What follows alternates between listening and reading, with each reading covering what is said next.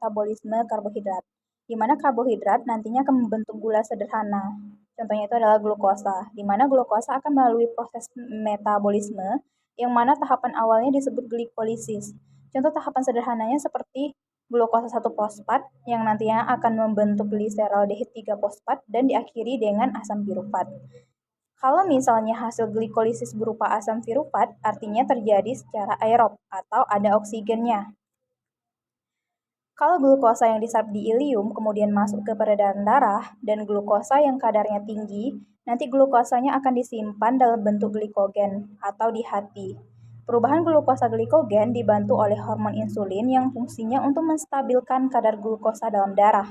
Jika kadar glukosa terlalu banyak, harus distabilkan dengan cara menurunkan glukosa dalam darah yang diubah menjadi glikogen. Proses glukosa menjadi glikogen disebut glukogenesis.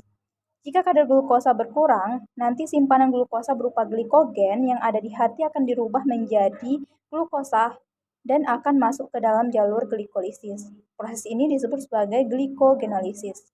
Jadi glikolisis yang nantinya akan masuk ke dalam asam pirufat, dia berada dalam keadaan aerob atau ada oksigennya, yang nanti dirubah menjadi asetil-CoA atau disebut sebagai proses pirufat dehidrogenase kompleks. Asetil-CoA masuk ke siklus Krebs atau bisa disebut sebagai jalur utama proses metabolisme, di mana di siklus Krebs ini hasilnya berupa NH3 atau sisa yang nantinya akan masuk ke siklus urea dan dibuang dalam bentuk urin. Kemudian di ATP, ATP ini melalui transfer elektron yang nantinya akan dirubah hasil glikolisis yaitu NADH dan FADH.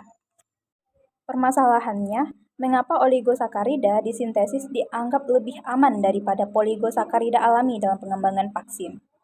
Karena vaksin dari polisakarida sendiri hanya efektif untuk orang dewasa dan sangat beresiko tinggi pada anak-anak di bawah usia 5 tahun. Juga polisakarida tidak dapat menimbulkan respon imun bergantung pada sel T.